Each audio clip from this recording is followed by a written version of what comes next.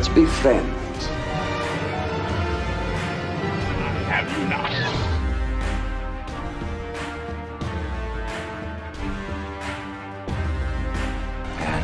Here we go. And greetings, everyone. Welcome back to the Ambassador Wing and episode 4 of the Tarantino podcast. Hope y'all are having a groovy, awesome day wherever you're at. And today we are covering, by far, I think, one of Tarantino's best duo of films. Granted, I love all his movies. Granted, I have not seen Once Upon a Time in Hollywood, but we'll get to that when we get to that. But this is by far one of my favorites of his, Kill Bill Volumes 1 and 2. And today I have got two alumni of the Ambassador Wing. You know them, you love them. If you don't, what's wrong with your soul?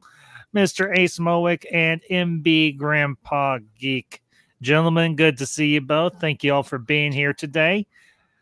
How we feeling? I'm feeling all right. Thanks for the invite once again. I'm happy to be here. Let's dive in. All right. Well, No diving in the shallow end. yeah, you might get dream damaged. So, before we get into the discussion, you know the drill. Like, comment, subscribe. If this is your first time here, I hope you all enjoy the review. Hope you all enjoyed the discussion. We tried to do a good job here, even though some of us are dream damaged. Yep. And if you can't like and subscribe, sell your kidneys on the black market and donate some money. That works too. That works too. Or go into the assassin's business like all the characters of this movie. So, all right. You all know the drill. Let's get to it. Kill Bill Volume 1. We get introduced to the first two members of the Deadly Viper Assassination Squad. That, of course, being Miss Uma Thurman, a.k.a. The Bride, a.k.a. Mommy, a.k.a. Miss Beatrix Kiddo. And, of course, one of her compatriots in the Deadly Viper Assassination Squad, played by Vivica A. Fox, a.k.a. Vanita Green, a.k.a. Copperhead. You forgot to give the bride. The bride, her proper code name, a.k.a. Black Mamba. Black Mamba. I should have been Mother freaking Black Mamba. So, and then of course we'll work through this. So, guys, we get our opening scene. We get the flashback to the beat up on the bride, Miss Beatrix Kiddo. Your thoughts on that opening sequence, Ace, Geek? I'm gonna let Ace go first. Well, fair enough. Since we're just seeing basically the conclusion where she's beaten and is about to be put out for misery, just like we don't see what happens other than later on in some flashbacks, but you could tell just from looking at her that she's basically been put through hell. It's been brutal. Almost like something out of I Spit on Your Grave or Cannibal Holocaust or something like that. Yeah, she's not happy. She's mad as hell, and she's not going to take it no more. Of course, Miss Vanita Green is the second one on her list. Obviously, the first one on her list was, of course, and we'll get to it, portrayed by Miss Lucy Liu, portrayed very well by Miss Lucy Liu. Mm-hmm. Oren Ishii.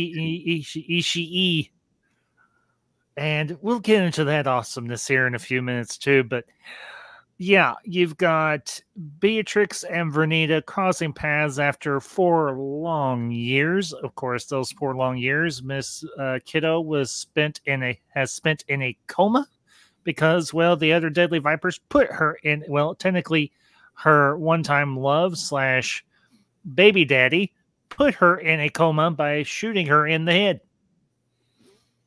I also want to point out, when he popped her cap in the head, I don't think he thought about it before she finished because Bill, it's your not only was she in that coma for 4 years, how many times, and I'm not going to use the R word, but how many times was she, Violated. Yeah. Buck. Yeah, my name is Buck, and I'm here to fuck, and I'm not particularly bright because I don't think about a person possibly coming out of a coma, especially when a mosquito bites her on the arm. It's almost like it's a parallel between the mosquito and the rat from Avengers Endgame. If it hadn't been for that mosquito, she may never have woken up. I just like how she bit that motherfucker's lip. Yeah, made him bleed, made him die, made him, yeah. And then Buck comes in, and he's like, oh, crap. And then she slices his Achilles tendon and starts bashing his head inside the door. Where's Bill? Bam! Where's Bill? Ow, quit hitting me. And then she sees Buck and the Buck tattoo on his hand, and she's like, oh, so your name is Buck, and you're here to fuck. Well, guess what? You're about to die.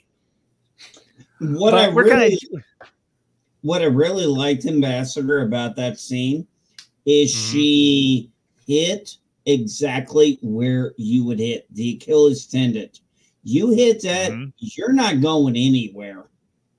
That's why it's called the Achilles heel. Definitely. It's not just from Greek mythology. No, it's not. You hit that. You slice that. There ain't nothing. You're not going. Your lip is a bone. Your lip is a fish. That's bone fish. Pressure point. And any movie that's in, like, no matter how many times I've seen it, I see the Achilles heel get sliced by a blade of some kind, and I just go, ooh. Yeah, same here. Yeah, worse than seeing a nut shot. No, well, there's only a few places you can hit like that. There's the Achilles tendon. There's under the thighs on the inner side, and there's under the underarms. And yeah, these are places you hit those key points, dude, you're done. You hit an artery, you're done. It's over.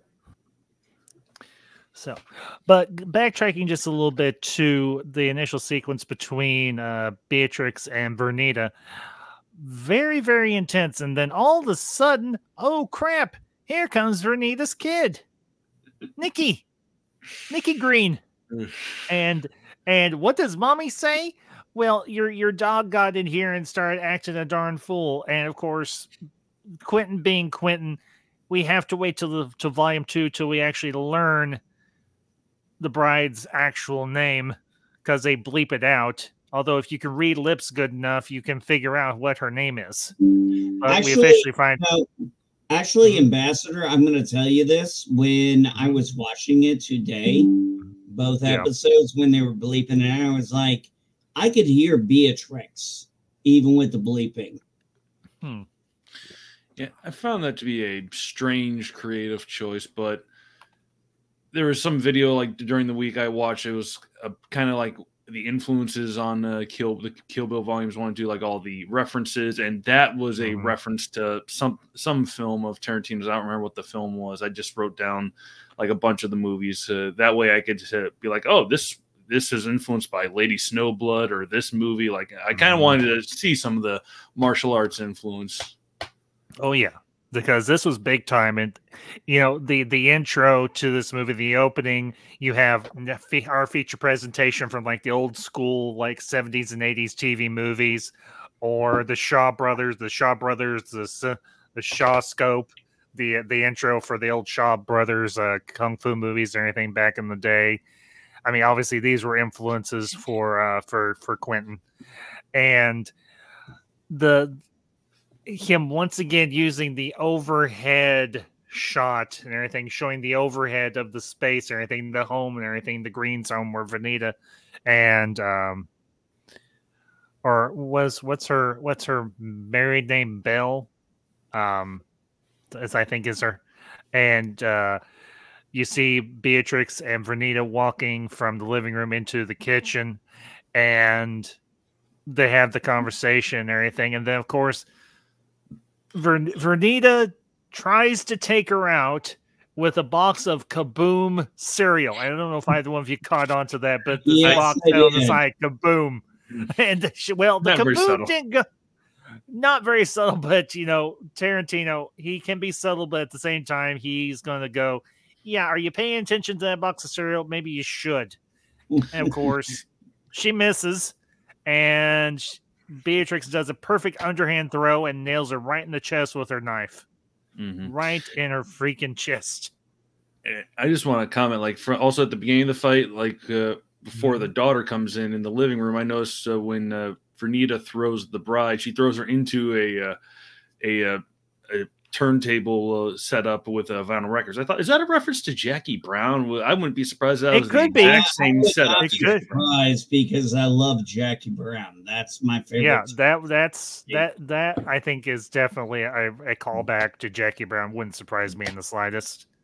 So, Well, the other I thing, felt bad for Beatrix because, she did not want to do that in front of her daughter. no, she definitely didn't. I think she actually, But her they were going- mother made the choice, and she well, had she to paid make for her. it. Yeah. Mhm. And she said, I mean, hey, I'm sorry you didn't. I did not want you to see this, but don't think your mom had it coming. And if you're still salty later, I'll be around. yeah. Yeah. It's like Yeah. she understands if this woman wants revenge, she understands. Mm-hmm. I mean, I mean, we're not sure how good of a mother Vernita actually is, but we can make an educated guess. Maybe she was a decent mother. Maybe she wasn't. We don't know. But the fact that you have to ask the question: is there going to be a reckoning between Nikki Green or Nikki Bell and BB down the road? Is Nikki Bell gonna is Nikki Bell gonna try and track down BB Kiddo and Mama Kiddo? I wouldn't be surprised. Yeah, I now here's just wondered if that's going to be Tarantino's final movie. There was always talks about that for a possible sequel, and Tarantino decided, you know what? No, I don't want to do that after all. He was actually kind of in the works of trying to, in the writing stage, but just with a lot of stuff that happened, he realizes, no, let's just leave it alone, which I think is a good decision. The story ended, in my opinion, very well. There are some things you just need to leave alone. Mm-hmm. And I agree. Not to mention, you couldn't even call it Kill Bill. Like you would think, oh, but still same franchise. But Bill's dead. You'd have to call it Kill Bride or something. Yeah. Or Kill Beatrix. Yeah, or that. And some people who've never seen the first movie would be very much confused. But then again, Hell's Bells. We have all sorts of sequels that come out decades after the original, so I guess anything's possible. But I'd rather not. Yeah, I just can't see it capturing the magic of what. No, it wouldn't. And I think Tarantino got that and said maybe he played with the idea, and that's okay. But he realized, no, this is done. Mm-hmm. Yeah, it's a perfect duology. It doesn't need anything further.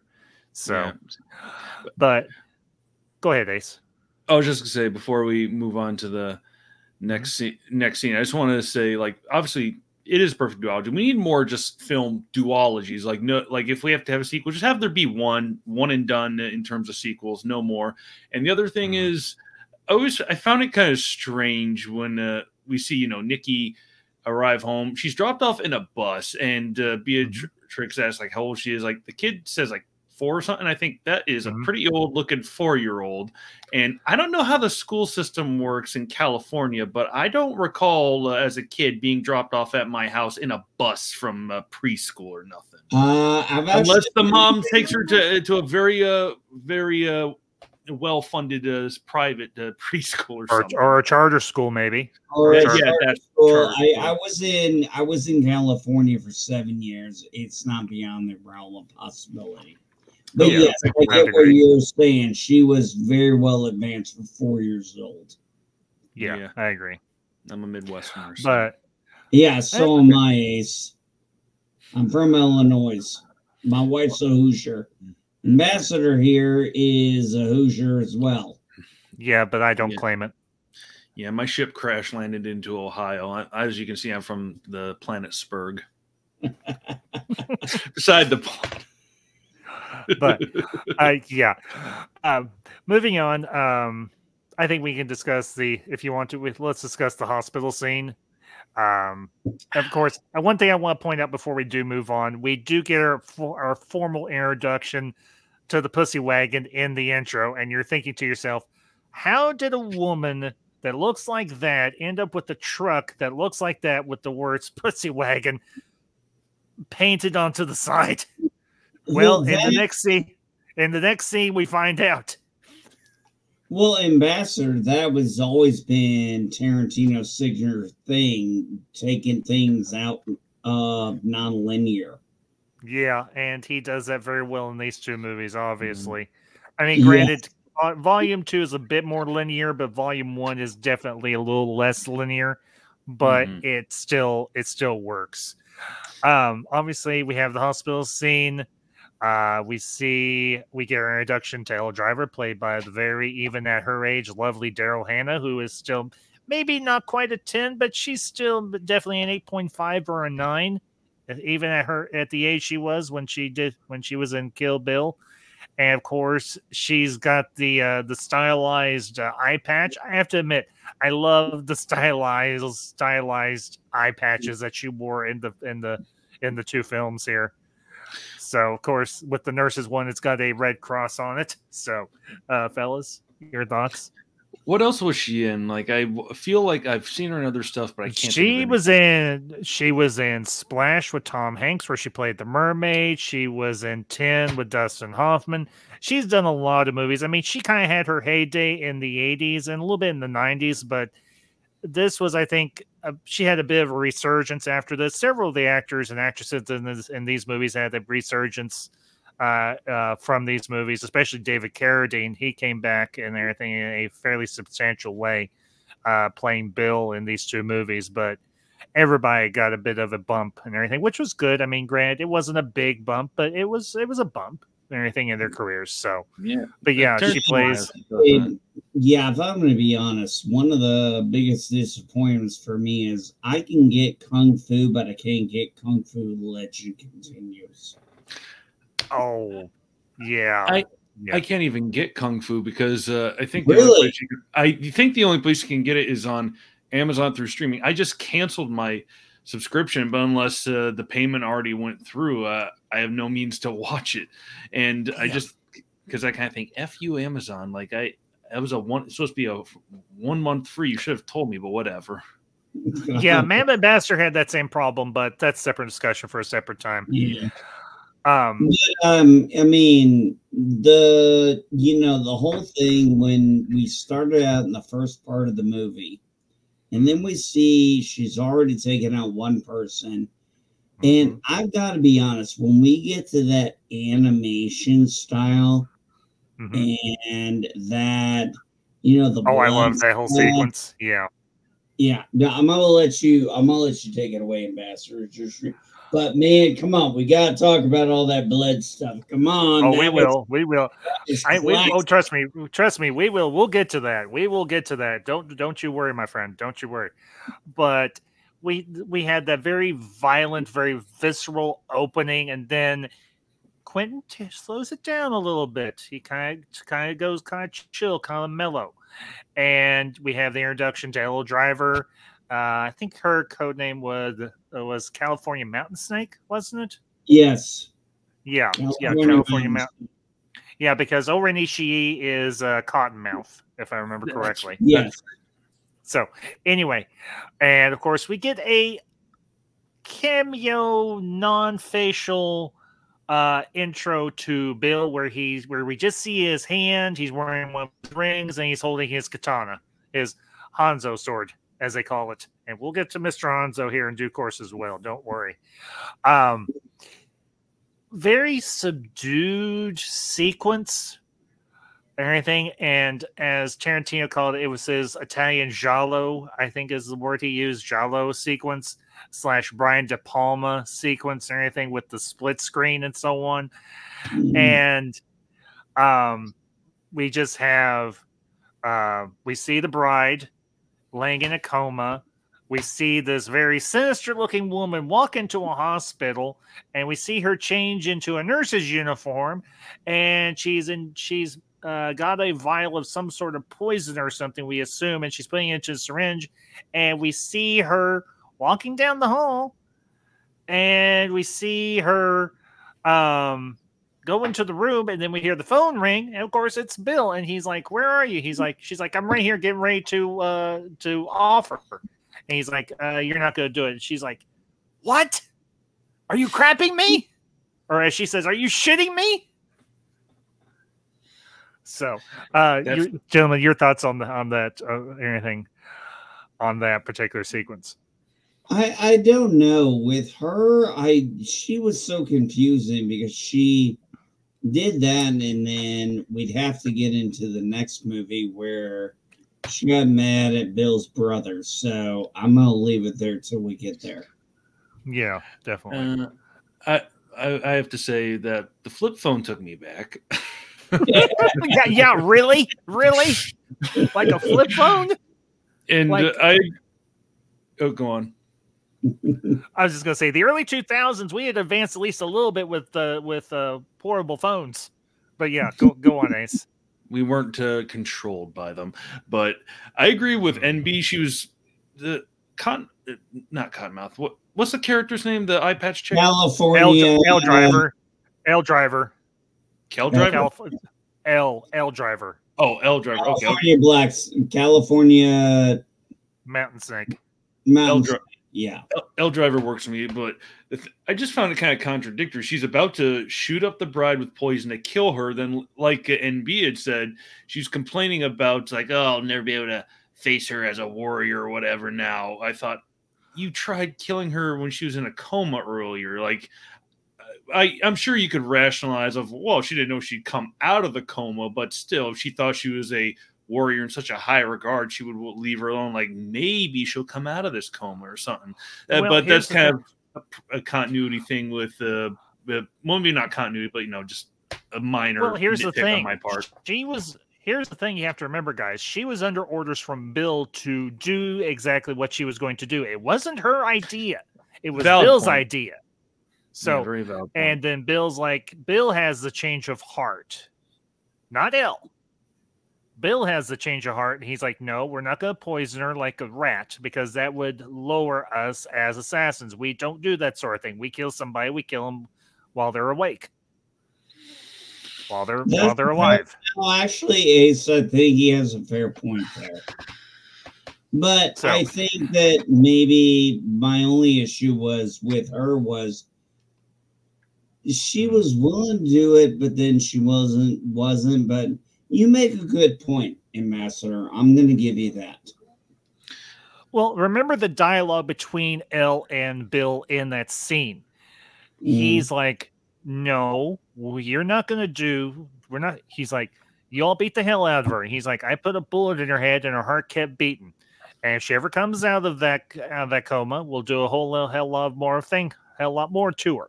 But he's like, "We're not going to poison her like a sneaky little greasy rat." He's like, "We're professional assassins because we do it this way. It's going to lower our reputation." He's like, "We're going to do this. If she comes out, we'll put her through the ringer again, but we're not going to kill her in her sleep." That was Bill's call, not L's. Now, she protested, obviously, yeah. But Bill has a code of conduct, even as an assassin. He has a code of conduct. They all do. I mean, even his brother Bud and everything has a code of conduct. He says it and everything in the ending scene. He's like, "That woman deserves her revenge. We all deserve to die." But then, of course, so does she. These are assassins, but they operate with a code of conduct. That's something you don't see much anymore with certain types of characters or certain groups of characters that are portrayed in film. Assassins do to one degree or another operate by a code of conduct. This is true with this bunch as well. Depending on the assassin. Okay. Granted, yes, that's true. But in this case, Bill is the ringleader of this bunch. He calls the shots. And I don't think Elle wants to lose another eye or get her ass kicked by Bill, because if he contradicts her, I guarantee you she goes home, he's going to bust her up. He ain't going to be happy. And you have to remember, this guy may be old, but he can still kick ass. Mm-hmm. He's still a trained swordsman. He's still a... Okay, bud. We'll see you in a minute. So, anyway, but enough on that particular point. Obviously, Elle leaves. We have a few years pass, and then we have the mosquito. And, of course, the bride wakes up. And, of course, we get the whole scene with the trucker and Buck. And... well, that whole sequence kind of speaks for itself. Obviously, she wakes up, she realizes, oh crap, I might be found out by somebody I don't want to be found out by, because she doesn't know who works for Bill and who doesn't. Hence why she does what she does to Buck, and why she does what she does. Obviously, what she does to the trucker, completely justified. Obviously. So, and we've got. Go ahead, Ace. No, go ahead. I'm done. Go ahead. Well, I mean. This was kind of a probably I should have said like during the scene about Elle Driver, but like one thing that I just kind of an observation. Apparently, Kill Bill Volume 1 and 2 are shot back to back, and I know Tarantino does the non-linear storytelling, but I found it a little bit strange, non-linear storytelling, but like unless this was kind of done through the power of editing. We never see Bill in the first movie, and I like you said, the most we see is like maybe his hand holding the katana when he's talking to Elle Driver on the phone. And I think was that Tarantino kind of homaging like number one of Spectre, Blofeld from the early Bond movies, or was it like maybe for like 70s TV Charlie of Charlie's Angels? If you think about it, like that's just my theory, and I just found it a little bit strange, the whole, like how it happens. Like, first we don't see him, but then in Volume 2, we see stuff that happens even earlier, like before the wedding and whatnot. We do see Bill, but once again, stylistic choices. I think it's a bit of an homage because this is Tarantino's homage to the Kung Fu movies that he grew up with. It was an homage to the samurai movies they grew up with, the Grindhouse movies that he grew up with, all that sort of thing, the TV shows that he watched when he was growing up. So more than likely, them keeping Bill kind of in the shadows, only showing a hand or showing him standing behind Sophie Fatale at the end of the movie talking to her and so on, but not seeing his face, just hearing his voice. Yeah, I would probably say that was an homage, a wink and a nod to the stuff that he grew up with, that he loved. And he wanted to incorporate it into this. I think honestly, it was a good choice. I mean, we know that we know David Carradine plays Bill, but we don't know what he's going to look like per se.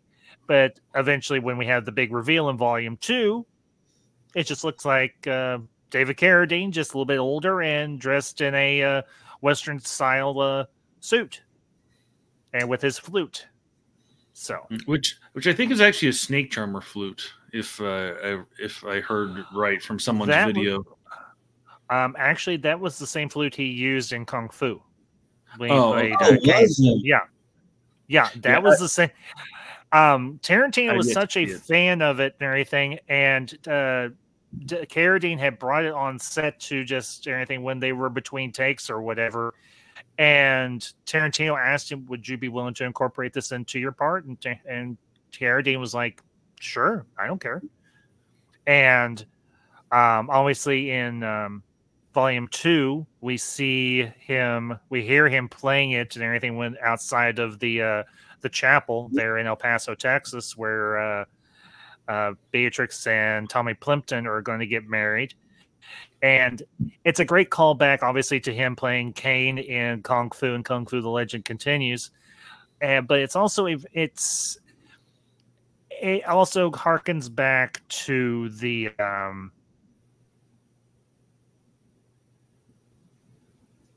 Kung Fu movies that he grew up on. So. Okay, so apparently, like I said, I've not seen Kung Fu, so I did not know that. So apparently, the YouTube video where I heard that from was misinformed, and obviously had not seen Kung Fu as well. I have. I grew up watching Kung Fu with my father, and I grew up on Kung Fu: The Legend Continues. Yeah, I'm very familiar with David Carradine. Carradine, sorry. But, this movie makes me want to watch Kung Fu. Oh yeah, that's kind of the idea. Yeah, you would. It's a good show. I've only seen clips of it, but it's a really good show. I remember Kung Fu: The Legend Continues when I was growing up, and I did watch it, but I like both, but Kung Fu was the original. Yeah, was kind of like MASH for me. It was something my father and I got to watch together. Yeah, I think I'd enjoy it. A martial arts show set in the Old West. That sounds awesome to me. Yes, it was. I'm a simple man. Unique. It was unique, but the key thing is, I don't know if y'all know this. Oh shit! The whole sequence with Bug. Yes, right. Well, let's try and stay. That's okay. Let's just try and stay on topic. Obviously, we've already covered the interrogation of Buck and eventually his death. And of course, she gets a wheelchair and she gets those scrubs on and she finds the pussy wagon. And she's like, pussy wagon, fucker. And she wheels herself into the back of the truck. And that's where we get the big transition to the backstory of Oren, the backstory of Oren Ishii. And she's like, as I sit there willing my muscles out of entropy, which isn't exactly the right word. It would be atrophy, but we're not going to nitpick here. We get the flashback of course, Oren Ishii's childhood and, of course, the anime style that they use. And I have to admit, it was glorious. So, Ace, MB, let's get into it. The floor is open, guys. Oh my god, man, that was just like old school. The blood spatter. I loved how he matched it in the live action part later, but just that constant blood spatter, that manga I'm used to seeing, that old school animation like that. Oh my god, it was so glorious. And also, let's not forget how she did this. She was 9 years old when her parents were killed. At 11, she takes this guy out. I mean, that's some badass shit. Well, also, the meme she did is like can I say the word of what the crime boss was on here? Pedo. He was, just say pedo. Yeah, he was a pedo, so it made it kind of easy. Like, like she thinks she allowed him to think she was easy prey, but she lured him into a state of vulnerability and then had her revenge. But still badass, like you said. All pedos must burn. No, yes, but I love that she just impaled him. Oh, and didn't impale him quickly. She impaled him slowly, and you're like, oh yeah, just dig it in slowly, make him feel him feel the sharpness of that freaking blade. Look into my eye, you bloodthirsty bastard. And twist the blade as well. Yes. Oh yes. And the fact that you see his teeth cracking and popping out of his mouth because the pain is so excruciating. And then she's like, oh yes. Do I look like someone you know? No. Like someone that you killed. And then she just pulls the blade out and the blood spatter. She's just sitting there and just kind of bathing in it. And then two of the guards come running in and they're like, what the hell? And they see her just sitting there on top of his corpse. And they pull their guns. She is just basked in this blood. Like, I'm going to tell you this. That basking in that blood was like she was reborn. Baptism in blood. Yeah, baptism in blood. Yes. Exactly. Yeah, yeah, really. And then she uses his body. Then she uses his body as a shield when they start opening fire on her. And then she rolls underneath the bed, pulls out her big freaking mother trucking gun, shoots one guy in the ankle, completely obliterates the ankle, and then when he is laying there on the floor, shoots him in the head, and the head just completely explodes. With a 44 Magnum, the most powerful handgun in the world, will blow your head clean. Well, it's not a...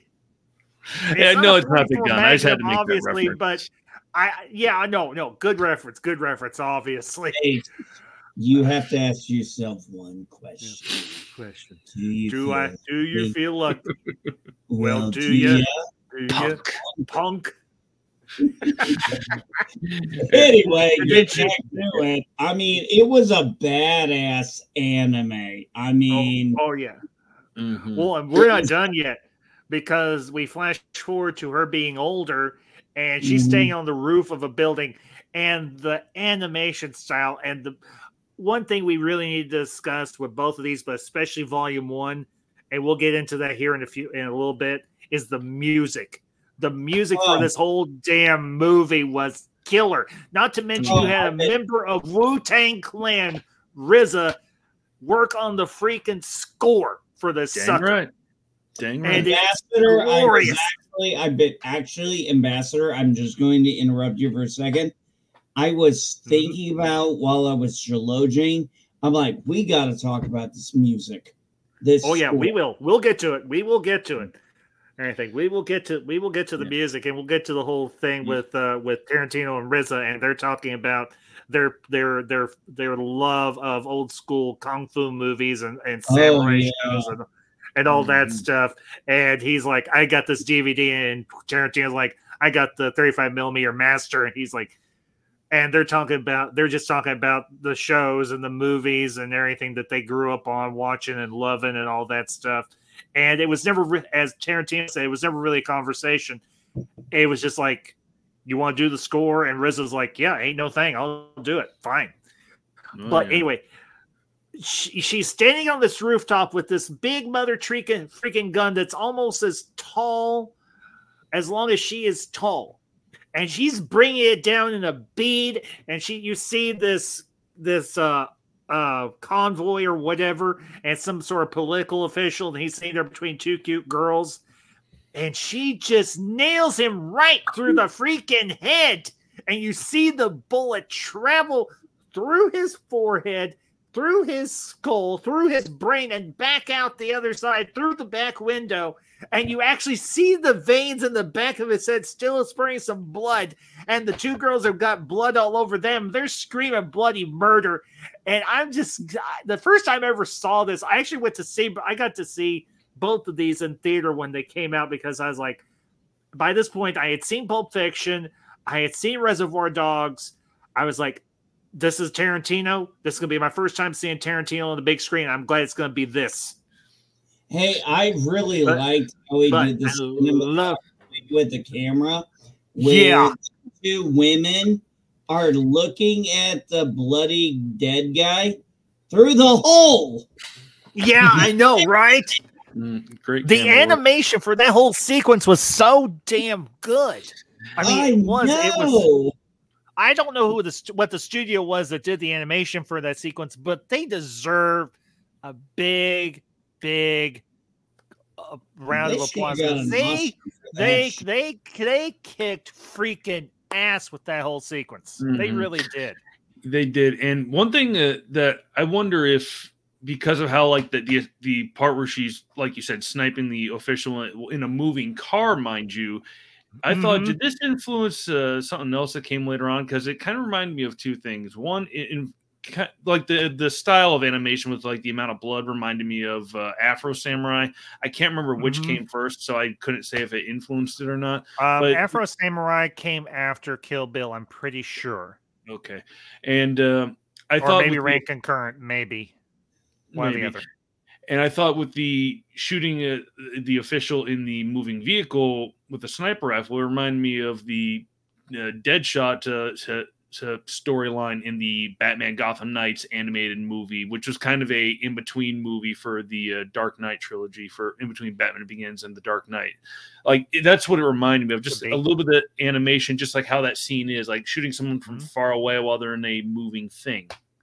All right, so I'm going to let you guys know something here. As somebody who was in the military and knows snipers and stuff, believe this or not, they actually don't like being far away. The closer they are to the target, the better they are to center mass. They don't want to shoot long distance. Yeah, that's Hollywood level shit. Yeah, because it looks cool. By damn, it does look cool. But yeah, MB, I get what you're saying. I really do. So it may not be super accurate to how it's actually done in the real world, but it's stylized anime in a Quentin Tarantino movie, so we're gonna let it slide. Perfect for a Tarantino movie. We're gonna let it slide. We're gonna let it. And then, of course, we get the whole. She rises to power, becomes boss of bosses with the Yakuza, and they're having a big old party. And Boss Tanaka ain't exactly happy. He's the one Yakuza boss that ain't happy. Hope he enjoyed that last cigarette. I got a comment on this scene but I haven't, before rewatching the movie for this review, I had not seen this since I had graduated from high school. And when I first saw it, I saw it on DVD, which was fine. It worked. I was able to understand the scene. Rewatching it, I watched it streaming through Amazon. For some reason, there's no subtitles. So I did not know anything that they were saying when they were speaking in Japanese.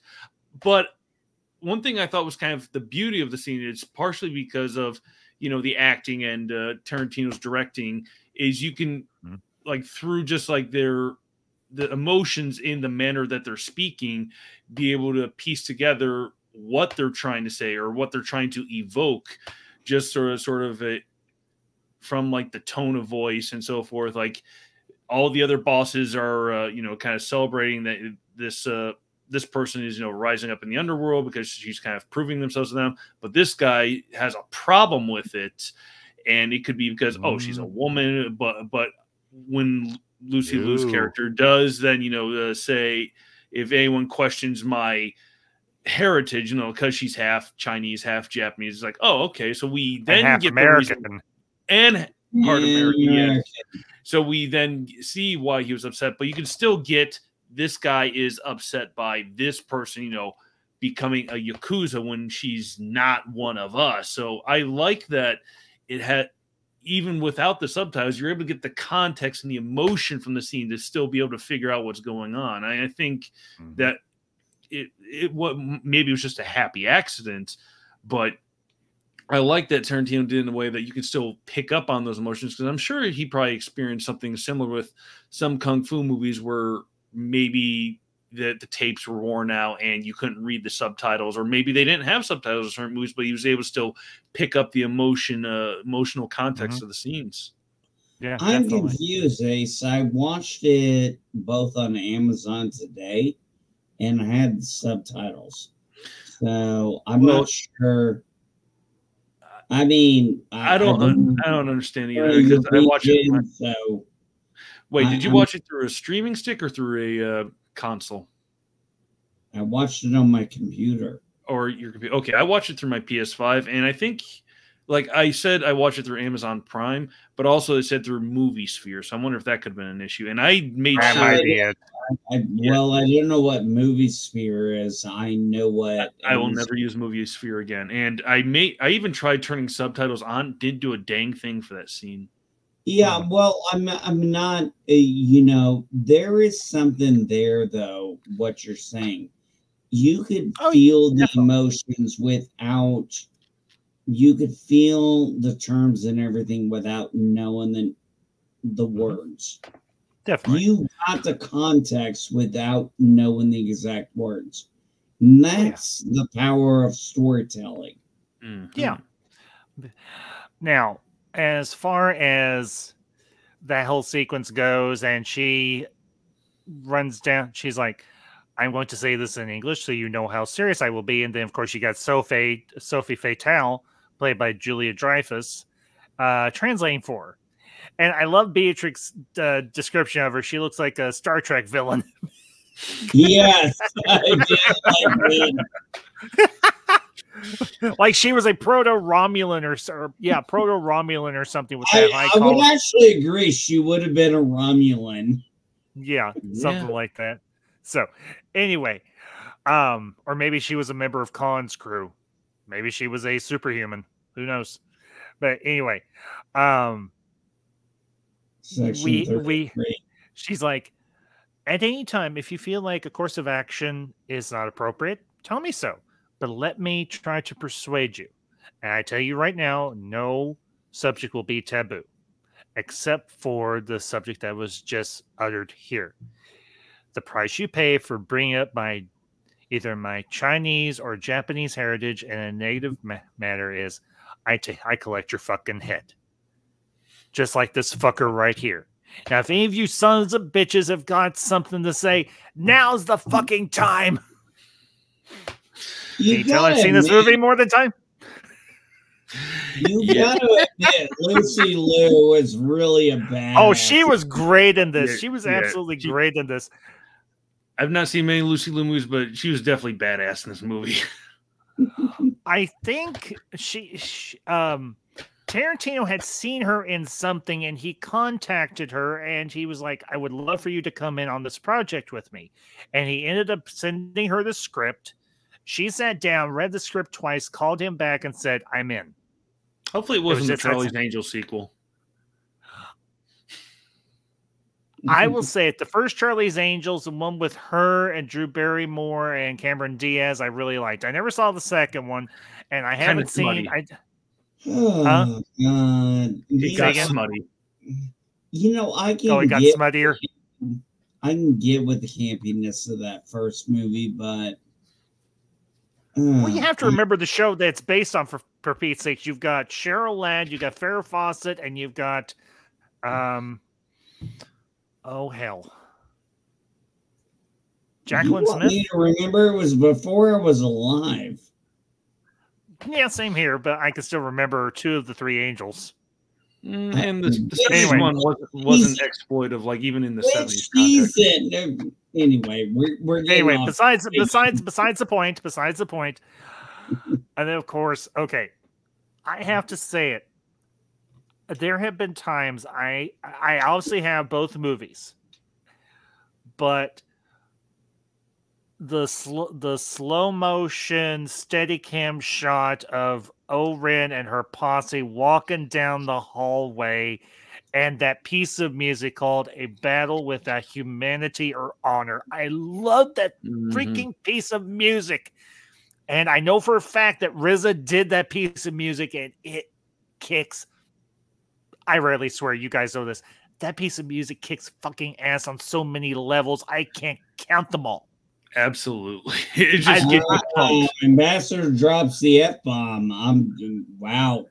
That's normally my I don't cuss. Both of you guys know this. I don't cuss. And you don't know. But that piece of music goes so damn hard. It just you could listen to that to get you psyched for a fight or put it on your workout playlist or anything like that. I mean, it's bombastic, it's subtle, it's just the right balance of so many disciplines of music, and I absolutely love it. Not to mention the piece of music when when the Crazy 88 are circling around the bride before the big fight. And of course, we get introduced to Ulren's posse, especially Gogo Yubari. Holy shit, this chick is crazy as hell and bloodthirsty. You almost want to have a drink with her, but at the same time, you're afraid that she'll rip your throat out. Don't want to date her. Don't want to date her. Don't want to do anything sexual with her. But I wouldn't mind having a drink with her. But that's it. I don't think I'd want to have a drink with her. I think I'd want to put because she's crazy. She's full on madcap crazy. I would not run the risk. I would not even. But I would not want. You got to remember, Ambassador. But okay. Let me put it this way. If you were in a street fight, and you had and you needed somebody to back you, and you wanted somebody that was just crazy enough that you could trust them, that they had earned their trust, or vice versa, you'd want that chick watching your back and kicking ass. I'll say that. Unfortunately, Ambassador, I'm going to tell you this. As someone who's been in probably more street fights than all y'all, that shit don't exactly work out the way you'd like. And may be the case, but still, I'm speaking hypothetical, pure hypothetical. Yeah, honestly. And I'm speaking realistic. And that's fair enough. Both two things can be true. Exactly. So, but of I course, mean... okay. Just a little bit of a counterbalance. We get the introduction of the Japanese equivalent of Charlie Brown and Lucy Van Pelt. Because the guy is wearing a kimono that looks like Charlie Brown's freaking shirt. Not to mention he's freaking bald. Wait, I thought he walked out of the place like at the end when all. Yeah, I thought he survived. They said Charlie Brown lived. He walked out, and I think the woman walked out, the co-owner or whatever. She walked out too.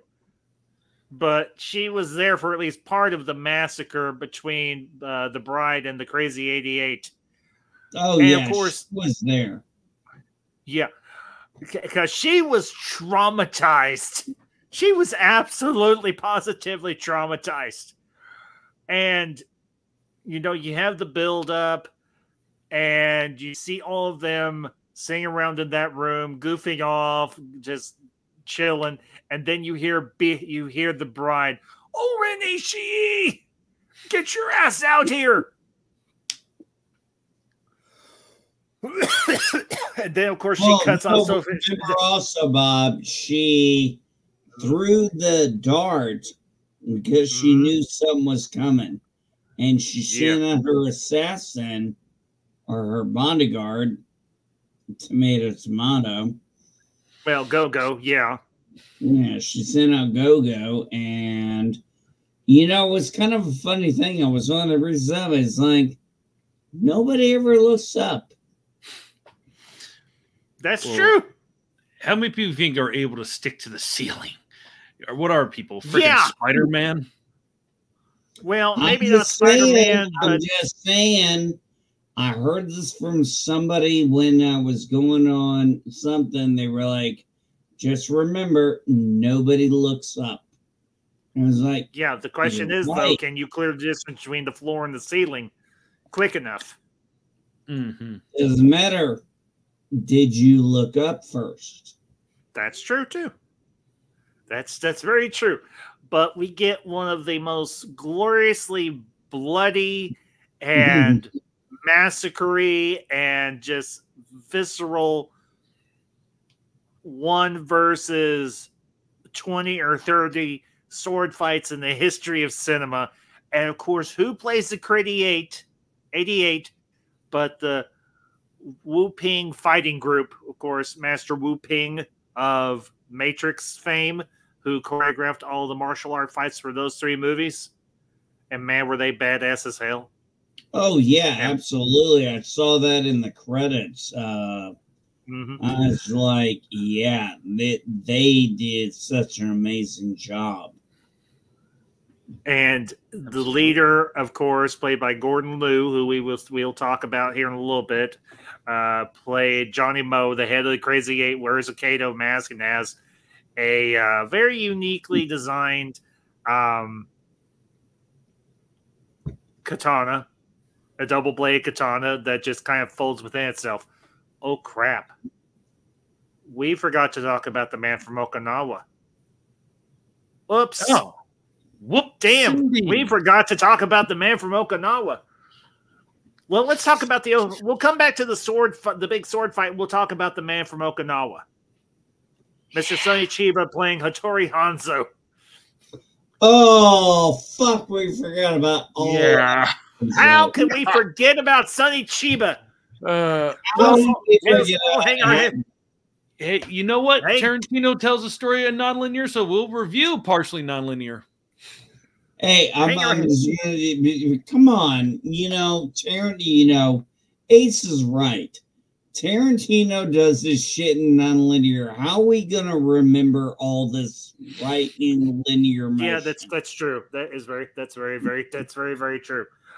Okay, let's backtrack just a smidgen, and let's talk about the man from Okinawa, aka Hattori Hanzo. The man of many talents, but his best one is he makes badass swords that can cut God. Or if you prefer, cut a god. If you prefer. Mm-hmm. Yeah. If you're more monotheistic like me and MB are. And in Japan, they are a little bit more monotheistic because they do have several kamis, which are gods. Mm-hmm. Hey, I remember when we used to talk about Zelda, and the whole thing was when you had the full power, it was I think you meant they could cut the air and make it bleed.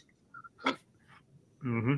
Exactly. Yeah, but the build up in that whole scene, the bride walks into the sushi bar run by Hattori Hanzo, but we don't know it's Hattori Hanzo yet.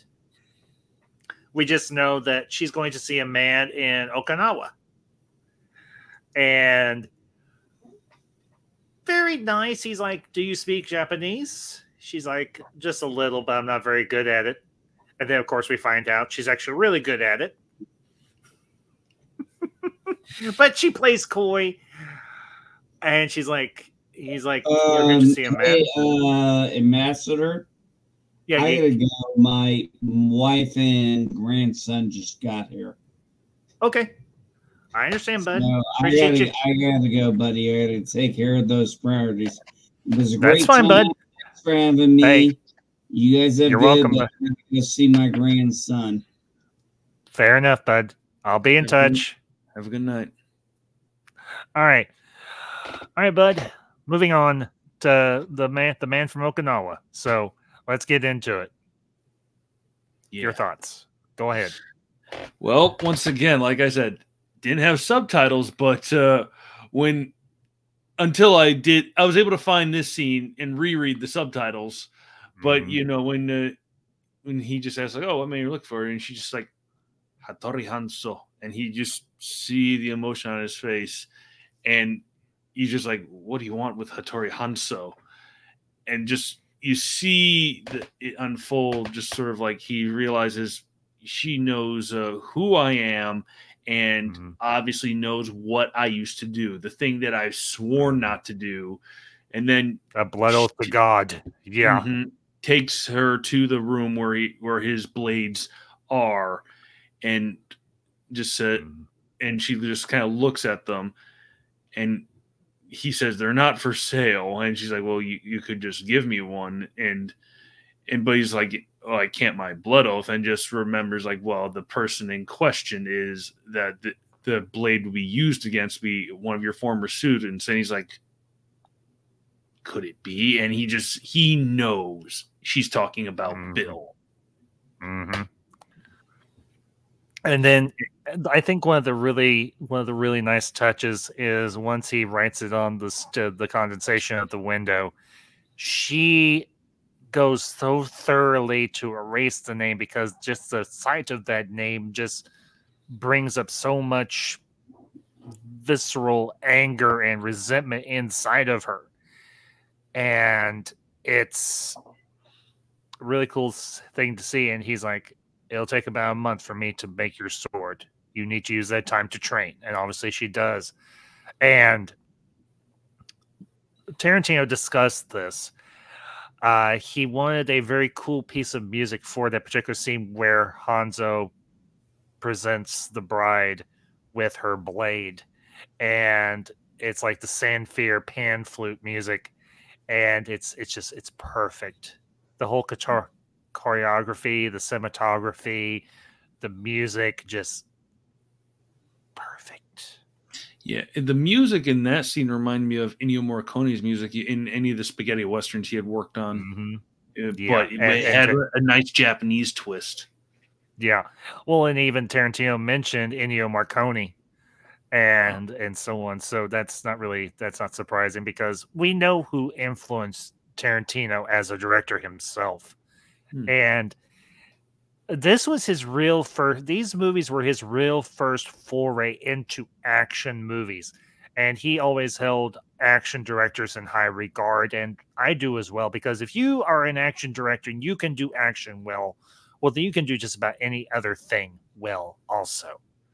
And that's one of the things I absolutely love about Tarantino is he doesn't just do one discipline or one genre. He pulls from everywhere and mashes it together into something really awesome. And at times very beautiful. And I think this movie is a testament to, these two movies are a testament to those two dynamics. Of course, she gets her sword, and we can move forward now with the unless there was something else you want to discuss in regards to the whole Man from Okinawa sequence. No, I spoke my piece. I'm good. Okay, all right. Of course, now we get the big fight scene with because she's at this point she's taken out the first few members of the Crazy 88, including Go-Go, and she doesn't use her sword or anything. She just uses a table leg with some nails sticking out of it, smashes it into her shoe, and then smashes it into her head. And that's the end of Miss Go-Go Yubari. And then, of course, we get that great exchange. Silly rabbit tricks her for kids. and then we see the 88 piling around her, and then it goes black and white, and man, it's glorious. It's an absolutely glorious, bloody, dismember fest. Absolutely. I guess I think in the Japanese version they didn't go into black and white for that scene, but I could be wrong. I mean, still cool in black and white. Oh yeah. Well, not to mention all the severed arms and legs and the blood spatter and everything else and the hoses, obviously, but it's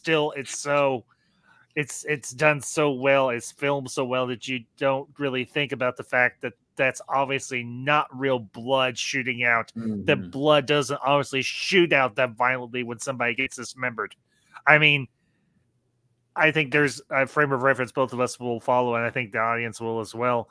Monty Python, the Holy Grail, when Arthur is fighting the Black Knight, there's no blood spatter.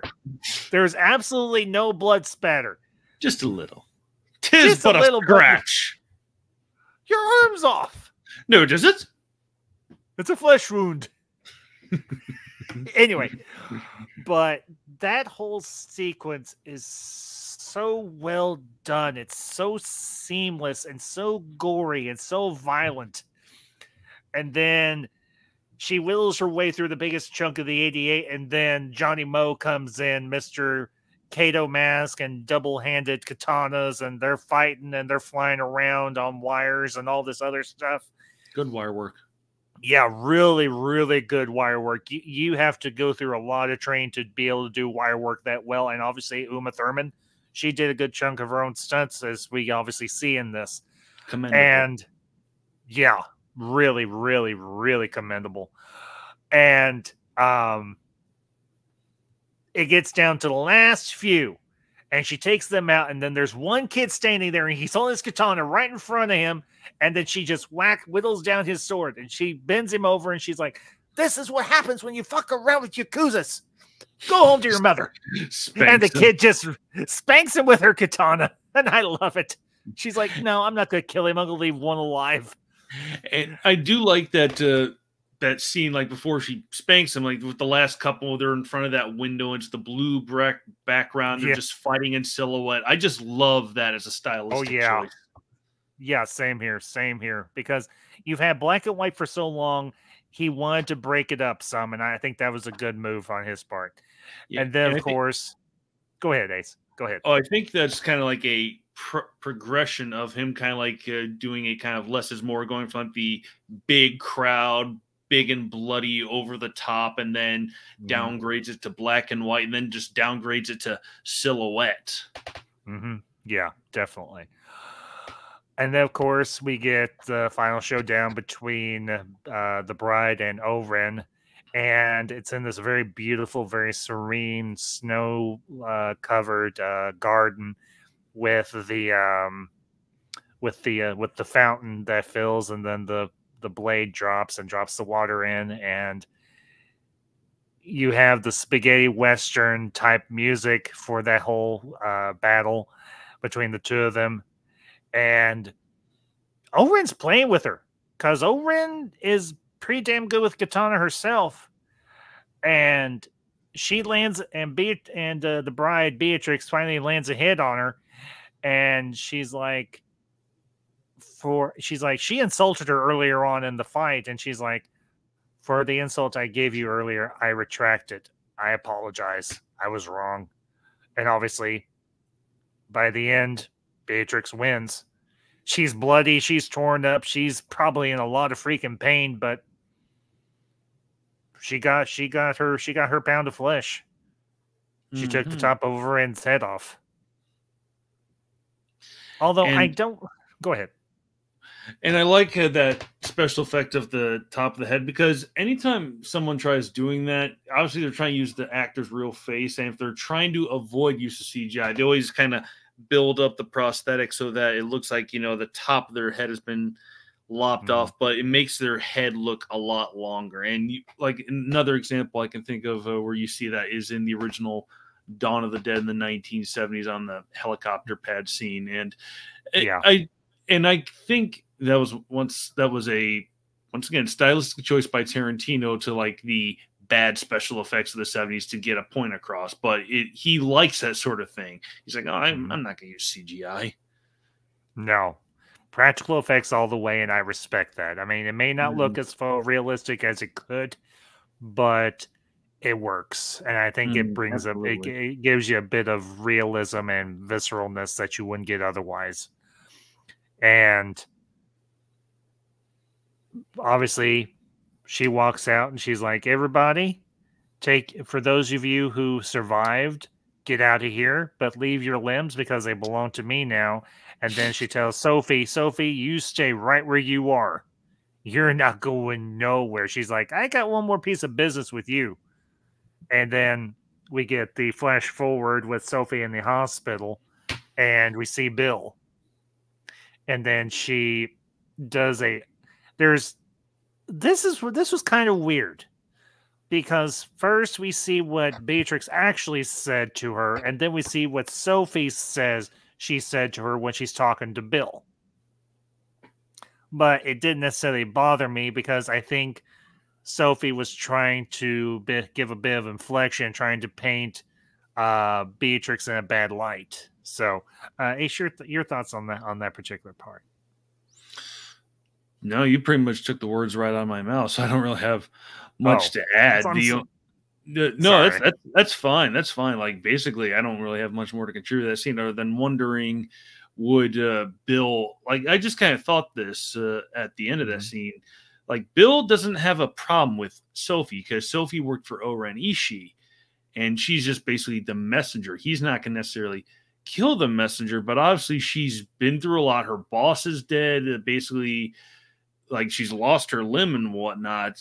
Wouldn't Bill have not like have killed her out of anger, but would he have done a mercy kill for her, even though she's in the hospital? It's just food for thought. Maybe she might have, or he might have. I mean, she's lost one arm, and from what I understand, Beatrix took the other one and everything because she refused to tell her what she wanted to know. So it's because if I remember correctly, she doesn't have either arm when we see her in the hospital and Bill is standing behind her. Yeah, I think you're right. I could be wrong, but I think she lost both arms. Yeah, so. You might be right about that because Beatrix would have gotten her to, give the information. Yeah. She's like, I know you know where everybody else is at, and you're going to tell me. If you don't tell me, I'm going to take something off of you, and it's going to be something that you miss. So we can imagine that she resisted for a little bit, but then after a while, we can figure that Sophie probably gave in. Because you're eventually going to you're going to lose so many appendages or parts of your body that you're not going to have much left to be removed. So, anyway, if you're not a guy, at least. That's true. Yeah, yeah, very, very, very true. So, and then of course we have the stinger at the end where Bill asks Sophie, "Does she know that her daughter is still alive?" And of course, we haven't touched on that too much. I mean, obviously, she wakes up and she realizes she's no longer pregnant, and she has that emotional breakdown, which any woman would, obviously. So Beatrix doesn't know that BB is still alive. For all she knows, that when she was in her coma, the baby may have died, and they may have just gone ahead and taken it out of her. And that's something I've always wondered. Like when watching the movie, like, has that sort of thing happened? Has there been a pregnant woman that goes into a coma and then, like obviously they remove the kid? Like, is the kid actually they remove her via C-section, or they die because the mom's in a coma and is unable to get them out? And then how horrified is the parent when they wake up, they realize no, and they wonder did my kid die while I was in my coma, or they remove her once she was carried to term? I know it gets a little too real, but well, we can assume by what she looks like in volume 2, and we can transition to volume 2 at this point. She looks to be about 7 to 8 months along. So she's near the end of her pregnancy. So more than likely, if they did do a C-section and they did remove BB, she was far enough along that she could have survived out of the womb. She may have had to be put in a NICU unit for a while, a natal ICU. But beyond that, she probably was developed enough that she could have survived. And obviously, Bill's been raising her these past 4 to 5 years, roughly. I thought she'd been only 3 months pregnant when they had the wedding shootout. I could be misremembering, but she didn't seem that huge and whatnot in that regard. But what do I know? Here's the thing. Here's the thing. If you remember in volume 2, when she goes for the job in, I think it's LA, she just finds out that she's pregnant. And Bill is under the assumption that she's dead. And he mourns her for 3 months. And then when he's going to track her down, so she might have been 4 to 5 months along, so that might have been far enough along for the baby to survive, to be removed via C-section, and then kept in a NICU for a while until it developed enough to where it could survive on its own, where BB could survive on her own. And I think because you figure he's an assassin, he's wealthy, he can probably afford private health care or whatever else he needs to do to make sure BB survives.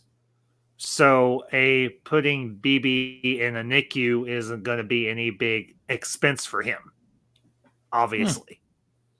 So, fair point. I mean, I know we're kind of wandering into the realm of more real life, but you kind of have to in this instance to figure out, okay, she's pregnant, she goes into a coma. More than likely, they do a C-section, they extract BB, she's still in a coma for another 4 years or so. And then she comes out of it, obviously, and we see how she reacts when she doesn't see her belly's there anymore and the baby's gone, so she doesn't know if the baby's dead or it's with Bill or where the hell it's at. So she has her breakdown like she does. I think it's fair the bride just assumed that she was dead, especially after the beating she took. Yeah, and that's very likely too. Because even she says when they killed 9 people, they should have killed 10. Because she survived, so she assumed that BB was dead. Considering the beating that she took from the rest of the assassins. And then, of course, we get our introduction to Bill. For heaven's sakes, I can't remember the name of his code name off the top of my head. But either way, we get an introduction to Bud. He's talking to Bill. And we know that there's been some sort of falling out between the two of them, but we don't know exactly what. But we also know that Bud holds a grudge against Beatrix because she broke Bill's heart. And then, of course, she gets to his trailer out in the middle of the damn desert and everything. He comes home from being booed off the job as a bouncer at a very grimy, grungy-looking gentleman's club. Or strip joint, if you prefer. And we get that whole sequence where he shoots her with rock salt. She's ready to kill him, and he just knocks her on her ass. And for anyone wondering, like, rock salt, it is non-lethal, but it still hurts like an SOB. Like, you probably would be bloody. You wouldn't be dead, but you'd probably have a bloody wound. Yeah, definitely. And I gotta admit, it's been many years since we've seen Michael Madsen working with Tarantino again, especially because the last time we saw him obviously was in Tarantino's first movie, being Reservoir Dogs, where he plays Mr. Blonde, and here he's playing Bud, the brother of Bill, the head of a very reputable assassins hit squad. And it's like I said, he says his thing. She's like, she deserves her revenge. We deserve to die. And he's like, I don't get out of my comeuppance. Of course, he uses a different word, but I won't use it here, obviously. So, you have to wonder what in the world would cause two brothers to have a falling out so bad that one brother knows that a woman who wants him dead is coming for him, but yet he still won't accept the help of his older brother. It's mind-boggling because, granted, I'm an only child, so I don't have the life experience of ever having had a falling out with a sibling. So, but like, come on, dude, use your head. Do you really want to be dead? So. Well, I think because like he says to Bill that he works as a bouncer in a strip club, like maybe he thinks like, well, it's not like I have much to defend and whatnot. Maybe he's a little suicidal, maybe, but he doesn't seem all that suicidal or all that depressed, but maybe he's just kind of masking it for all we know. And it's possible. Well, the other point is this. Just before Beatrix tracks him down as hiding underneath his trailer, you see him talking to the owner of this strip joint, and the guy is as skeezy looking as the club is. I mean, this is not a more high-end strip club. This is it's almost like a dive bar strip club. And manner of speaking, concerning its location, and I don't think they actually say where in Texas or where exactly Bud lives at this. Is it El Paso? Okay. Yes. Are you saying that you know the difference between a trashy strip club and a quality strip club? I was single once. So yes. I've never been to a classy strip club in my life. I have been to a couple, so I can tell the difference between one that's run well and one that's run poorly. And this one where Bud works, it's a dive bar strip club. Oh, it's tacky, it's seedy. The strippers, quite frankly, are not that attractive. That's kind of every strip club, though. They're all tacky. I mean, it's naked women, man. Granted, but not all women that work in strip clubs are that damn old or ugly or saggy. I suppose. Come to the Midwest sometime. Well, you live in the Midwest. What am I saying? Lived past tense. Okay, past tense. Come back to the Midwest because speaking from past experience, not current, obviously I'm happily married. I don't go to places like that anymore. Don't have any need or reason to, nor do I really want to. I have no reason to myself. Don't. Yeah, obviously. But yeah, anyway, this guy, Larry, who runs this, well, I'll just be blunt, shithole. He's giving Bud a hard time because he was 20 minutes late for his shift as a bouncer when there's nobody at the freaking club. This is a guy with what you call SD energy. Small dick energy.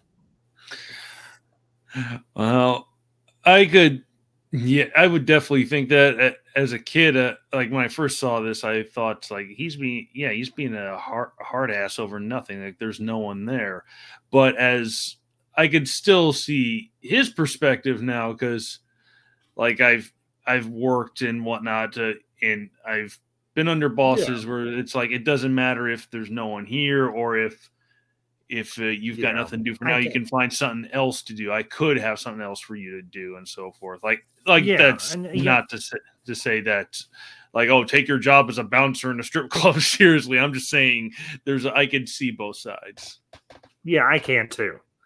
I mean, he's being unnecessarily hard ass because, well, he owns a strip club, he owns a couple of car washes. If this is what you've accomplished in your life, not that impressive. Just saying. Anyway, obviously, at least that guy wasn't on the pole. That would run the clientele out the door. Or might bring new clientele into the door. The clientele he doesn't want. Good point. Good point. It might turn into the Blue Oyster Club from the Police Academy movies. You get that reference. Thank you. Thank you, Haste. Now I don't feel like so much of a geek. It's been a long while, but yes. Anyway, moving on. Obviously, Bud takes out Beatrix and puts her in the ground. And that is a very, I won't lie, that was a very brutal scene because he's like, you're going in the ground tonight, whether you like it or not. He's like, you can either go be blinded with mace in your eyes, or I can give you a flashlight. And she won't even give him the courtesy of speaking to him. She just nods her head. And of course, we come to what I think is by far one of the best sequences in both these movies. And of course, that's the introduction of the martial arts master, the master of masters, the guy that could probably kick Mr. Miyagi's ass, Pai Mei. Played by Gordon Liu, who played Johnny Mo in Volume 1. And there's something about Pai Mei. To one degree, you are afraid of this guy, but at the same point, you're like, if I can hold out long enough, can I learn from this guy? Because he has knowledge that I want.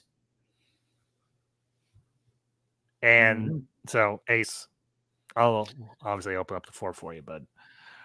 And his methods are definitely brutal. Like once we flash back to that scene, it's Bill coming down those steps, and Beatrix is like, "What happened to you?" He's like, "A friendly little contest," because he's got basically bleeding a little bit. He's been cut a little bit because of a fist fight. That was a friendly little contest, and he's bleeding a little bit.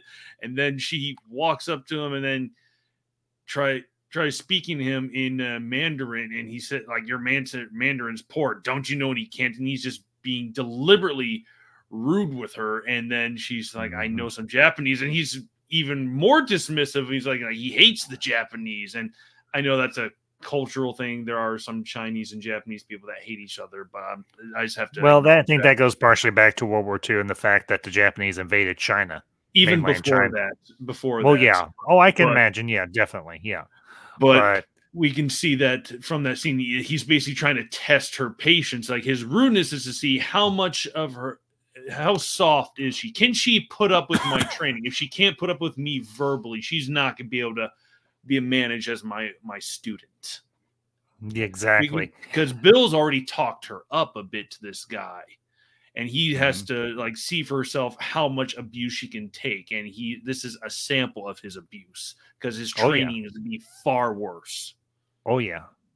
But he reminds me, and I know you'll get this reference, I assume a lot of you will as well. He reminds me of a Chinese equivalent of Sergeant Hartman from Full Metal Jacket. I am hard, but I am fair. The more you hate me, the more you will learn. Similar mindset. I always described him as a harder, tougher version of Yoda. If Yoda was a hard ass. Absolutely. Well, he was in the prequels, but that's beside the point. Okay. If he was even more of a hard ass. And I love the introduction because Bill's talking to Beatrix there in the ruins of a desert home or something, and they're sitting around a campfire. He's playing his flute, and he's talking about Pai Mei and telling her about this story and everything about when he gives a Shaolin monk a very slight respectful nod, and the monk doesn't return it, and Pai Mei gets pissed and goes to the monastery where the monk is, and the abbot is trying to console him, and Pai Mei ain't having it. And he's like, either give me your neck or I'm going to kill you all. Well, they kill them all. And of course, that's when he uses the 5-point palm exploding heart technique. And we eventually do see the 5-point palm exploding heart technique. And it may not sound like much, but it's effective as hell. But the I don't even want to call it a fight. I'll call it a sparring match between Beatrix and Pai Mei. And he's just toying with her. He's just absolutely positively toying with her. This is like Count Dooku toying with Anakin and Obi-Wan in Attack of the Clones. They don't stand a snowball's chance in hell, but they're going to try. But Beatrix is even on a lower playing field than Obi-Wan and Anakin were. And he gets her in an arm lock. And he's like, I could take your arm right now. He's like, do you want me to? She's like, no, of course not. He's like, so you want to? He's like, you know nothing. And she's like, yes. She's like, and he's like, that is the beginning. You acknowledge the fact that you know nothing. He breaks her down so that he can build her up and rebuild her and make her stronger. So, of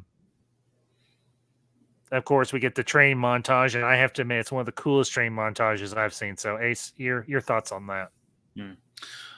Well, once again, I like the part where she's training in silhouette. Then he's like basically kind of doing the same moves beside her in sync. I just love like the silhouette type of shots, and we can see how far she is. Like she's like, you know, doing the one hand punch, which is, I guess, was based off of the Bruce Lee technique of like the 3-inch punch or something like that.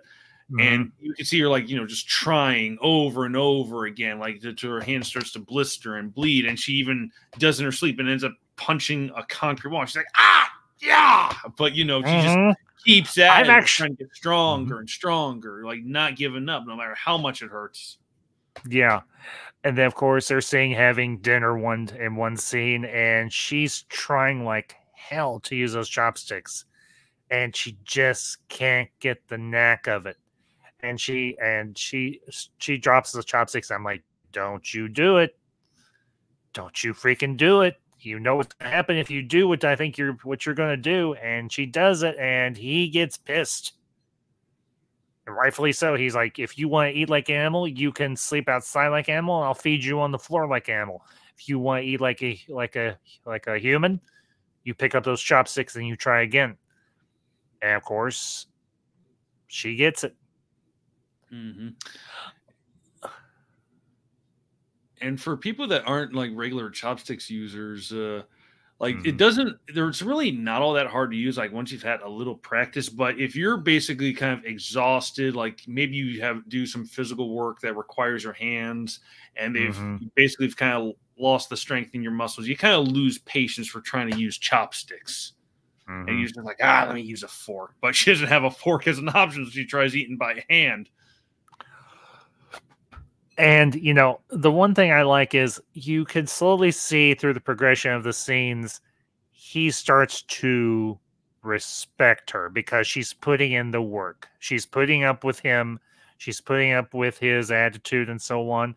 And she is slowly earning Pai Mei's respect. And obviously she earns enough of it that he teaches her the 5-point palm exploding heart technique, because she obviously uses that during the final confrontation with Bill.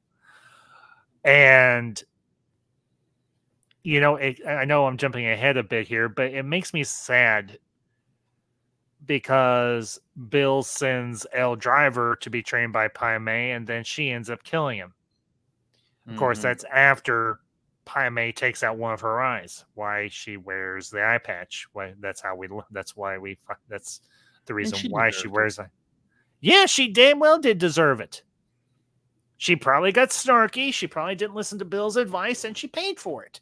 I'm surprised he didn't break her damn neck. But he was probably like, okay, fine, I'll train her like I did Beatrix. He's like, maybe she'll be just as good as Beatrix. Maybe she won't, but she's going to go through the training either way. But Beatrix was a much more receptive student. Elle was a hardhead, and to oftentimes her own chagrin.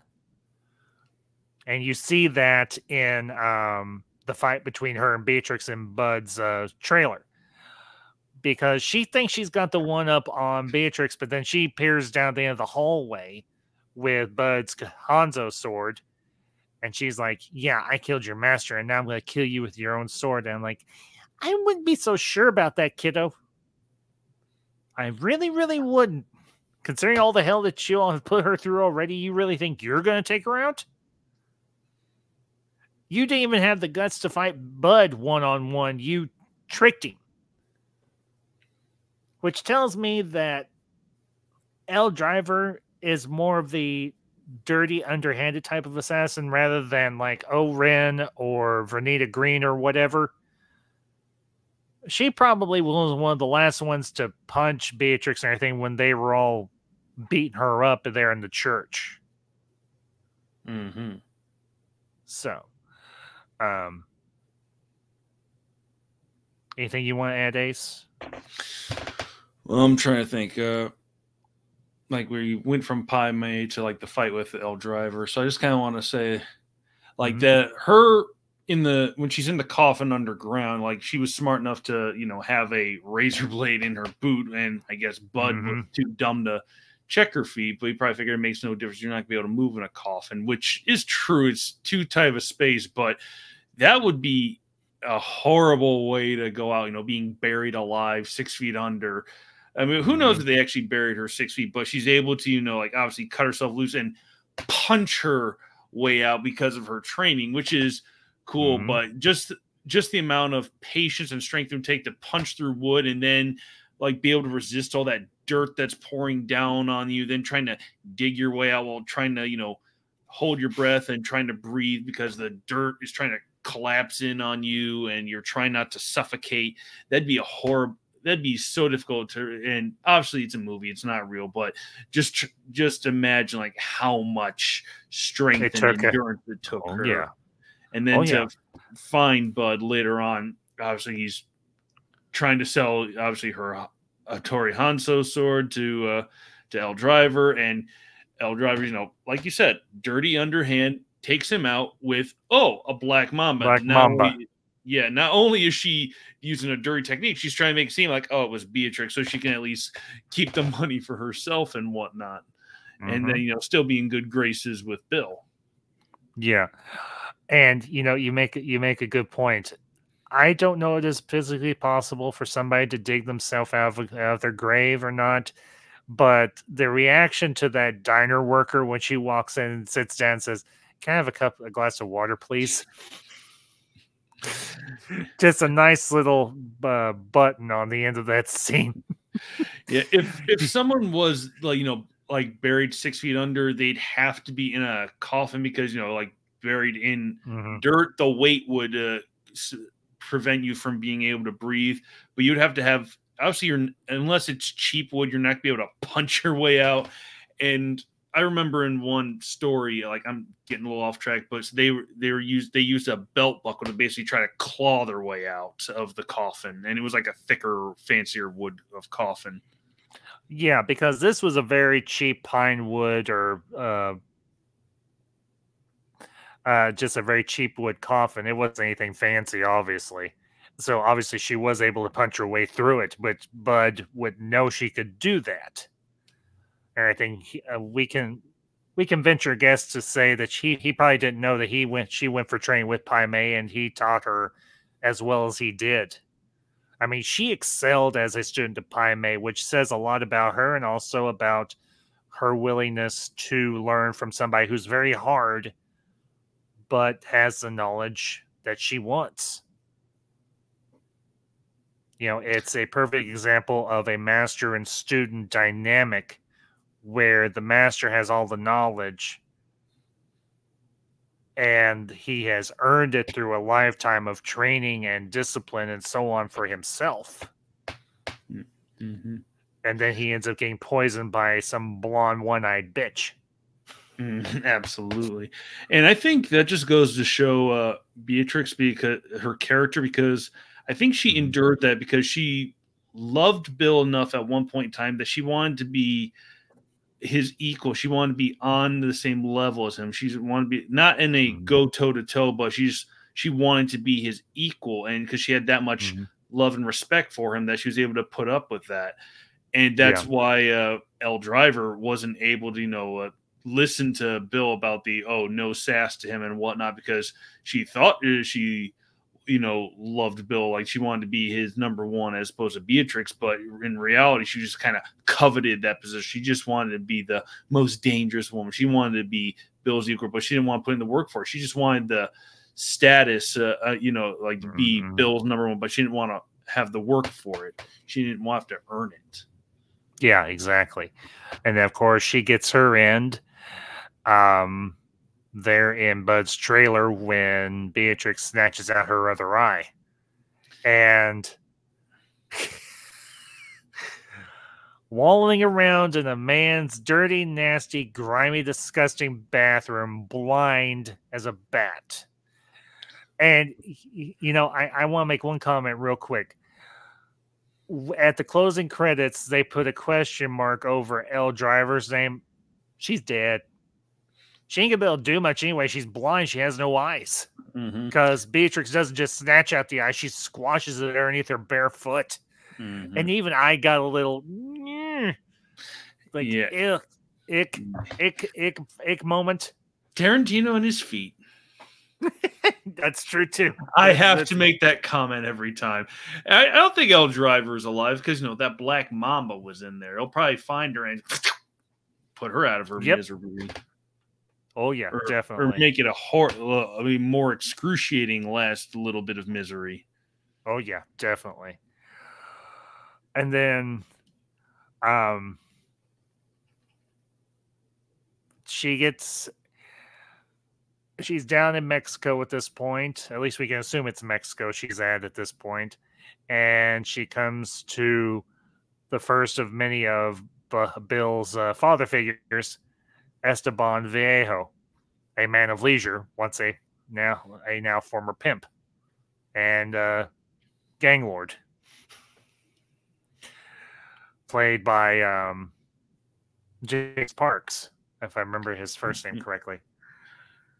Who appeared in Volume 1 as the cop who arrived on the crime scene of the church massacre, wedding massacre. Yeah, exactly.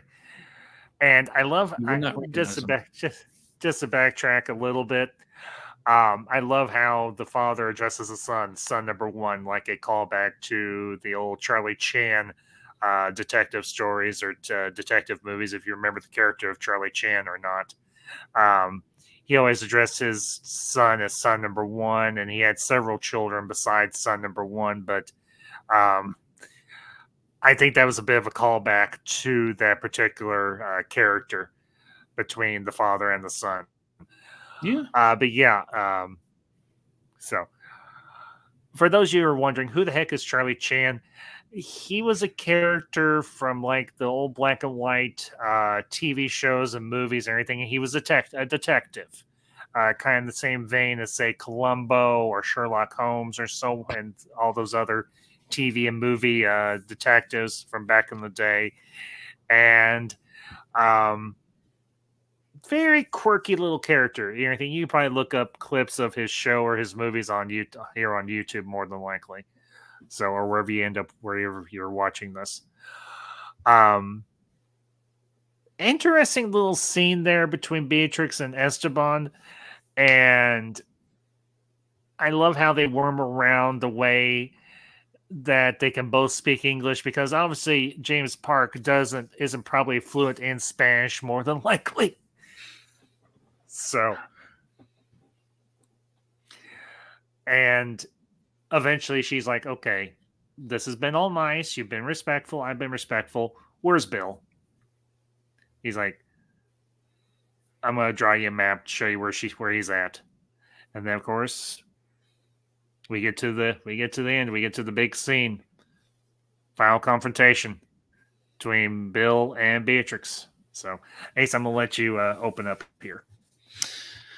Well, the final confrontation, she's like, okay, we don't really see it, but you can tell she's kind of mentally preparing herself to take out Bill. Hopes that he's not going to suspect her at this time, but she knows that he suspects she's coming. So she's probably having all these things in her mind, like, okay, be prepared. Could he have a trap or an ambush of some new assassins I don't know about? And then walks out to the balcony because she might be hearing something out there. And, it's her way of clearing the place. Opens the door, and instead of that music of boom, boom, boom, boom, it's shock and horror and surprise and relief and sadness, because it's her daughter that's still alive, and she can just tell it's hers because she can see, obviously, like, oh, it's a resemblance. I just know as a parent. And I just think how crushing that would be, that if you thought your child was dead for so many years and you've just not known about it, then you come across them, it's just like, you're alive. Like, you'd feel like you just got the wind knocked out of you. Someone pulled the rug out, and like you got conked on the head. It's just like you couldn't be able to distinguish between truth and fiction anymore.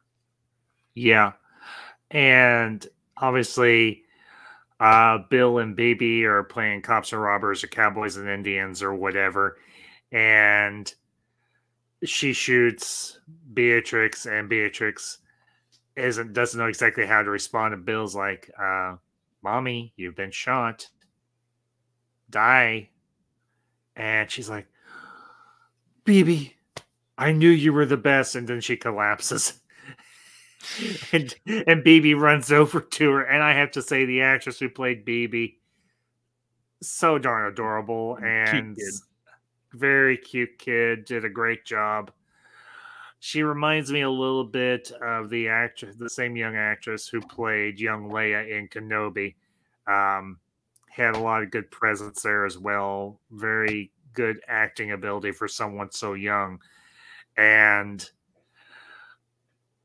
I think it was a good match between Bill, David Carradine, and Uma Thurman. If they had a kid in real life, this would probably be what their kid would look like, more than likely. So, but that whole sequence with her and BB is just so damn. It's so heartwarming and touching and everything, considering all the violence and blood and guts and everything else across the board that had been going on up until this point. It's such a breath of fresh air. You have a daughter and a mother reuniting after years and years apart. And even Bill admits, he's like, I was partially wrong about what I did to you. Anything when they're having their last talk and everything. But he's like, what you did to me was as equally cruel because you made me think you were dead all this time. And he's like, did I overreact? Yeah, I probably did. Now, one thing I want to get your opinion on. There's actually 2 points or anything, but first off, when Bill reveals to Beatrix that BB killed Amelia, and then Amelia is revealed to be a fish. What did you think of that whole sequence? Well, I can think of how he describes it, and also he's retelling it in front of BB, who knows the events. You would think a kid that did something like that, even if it was an accident, they might not want to hear like, oh, I don't want to hear about like how my dog died and because of me and so forth, or their fish or something. But she's just standing in there, and basically he just asks her, what'd you do? He's not like saying like a what'd you do certain things, like what'd you do, sweetie, sort of thing, like in a sweet way. She's like, I killed him. Like you can see he's already started to like kind of raise her to be one day an assassin. He's kind of corrupting her early. And because like she had no remorse about really killing her fish and she understood what she did, he's already desensitizing her to it. And then later on, like when she's watching a movie with her mom, what are they watching? They're watching Shogun Assassin, which I know it was based on the manga series Lone Wolf and Cub by Goseki Kojima, but that's not something that's really kid appropriate until like maybe they're 10 or older than that. But he's allowing a 4-year-old to watch it. It sounds like he's not raising her in a conventional parenting way. He's raising her in a way to one day replace him. Yeah, and that's very likely. So the other part, and there's been a lot of discussion about this, and I do want to touch upon this as well. I think I know this. When he's the superhero analogy. Mm-hmm. Now, I was hoping. I know my position. I want to hear yours. What did you think of that whole analogy when he's describing Superman and Spider-Man and her and himself? Well, first of which, Bill is completely wrong. Like he says, like he's a killer, a murdering bastard. He says so. He's gonna have a skewed view. He's gonna have a little bit more cynical view, saying that that Clark Kent is the secret identity. Superman is the real identity. I think. No, Bill, he might have been born with the Superman's powers, but he was raised as Clark Kent. He was raised by the Kents, and Superman's more of a persona of like the idealized version of what Clark Kent would like to be for the world. And and he's kind of exaggerates like himself as Clark around his coworkers to kind of throw people off, so they no one would ever suspect he's Superman. For people who might think Superman would be someone with when the cape comes off, not that many people would think to themselves, "Wait, Superman has a secret identity," but also. Like, it's not a critique on the human race because, he was raised as Clark Kent. He learned to control his powers, and he exaggerates Superman for, like, the public so that they think he's, they'll think, oh, he must be like this all the time. But maybe in private with his parents or maybe trusting friends. A loved one. Yeah, like Lois Lane, or even like certain close enough members of the Justice League, like Batman. He can be like the complete him and so forth. Be a little bit more vulnerable if the occasion fits itself. And the downfall is too many people take Kill Bill, like how Bill says this verbatim. Like there was some school teacher that apparently used this as an excuse as for this whole closet changing thing. I won't get into that because it gets kind of taboo into a certain talking point, so I'll leave it at that. But keep in mind, folks, you think, oh, but it still makes sense. Tarantino is using this to tell about the character, and it's not at all right. He did this before in Pulp Fiction, Ezekiel 25:18 or whatever. None of that. Yeah, 17. You're right. None of that speech is actually from the Bible or at that scripture. The only part is, and you will know my name is the Lord when I lay my vengeance upon thee. Everything before that sentence, completely made up by Tarantino. And it's the same thing with Kill Bill. It's to set up the theme, what he's trying to say within the movie, even though what he claims to be the basis is total bullcrap. Yeah, but I don't think Tarantino really thinks that way about Superman. I think he knows if he's as much of a geek as he claims, and I believe he is, he knows how Superman really functions. He knows how Superman really ticks, the character Superman specifically. Obviously. Yeah. I don't think Tarantino thinks that way about Superman. It's just he frames Bill as someone who thinks that about Superman. Right, That's what my takeaway from it. And Bill's line about not a very well-drawn comic. I think, oh, you must only be reading the old comics, Bill, because you've never seen Kurt Swan draw Superman. Exactly. Yeah, or the art for Superman obviously gets much, much better as time goes on, clearly. Mm-hmm. I do agree with you in terms of Bill's critique on Superman. His critique on Beatrix, he isn't to a degree what he made her, but she is not just solely that. Yes, is she a killer? Yes, is she an assassin, a very good one? Yes, she is. But she has within her the maternal instinct and the maternal drive to be a mom and be a good one. And when they come out of the flashback, when she finds out she's pregnant and she's trying to reason with the assassin that got sent to the hotel, she's like, I was your woman. I would have jumped a motorcycle off a burning building. Before that stick, I would have done all of those things for you. But after that stick turned blue, I couldn't do those things for you. I was a mother. I was going to protect my child. And I was going to protect that child from you. And, we get the whole scene where he shoots her with the truth serum, or the part of that scene where he shoots her with the truth serum and so on. And it's right during that part where he's talking about Superman and superheroes and so on, and her alternate identity and all that. And I think Bill was just maybe a little bit off about how well he knew Beatrix. Did he know her very well? Yes, he did. They were always involved. They were in a relationship. But he underestimated how much a person can change from one degree to another, considering the life events that can take place in a person's life. He didn't realize that she was pregnant. She was starting to tell him when he pulled the trigger on her there in that chapel. And I think, honestly, in this particular instance, Bill underestimated her. Obviously, she gets her revenge. It's kind of like a play on what happened in Volume 1, where they're talking about this big elaborate fight scene that they're going to do, and it ends up being very simplistic. And they have a couple of sword exchanges. They're both sitting in the chairs there and on the patio. And she uses the 5-point palm exploding heart technique on Bill.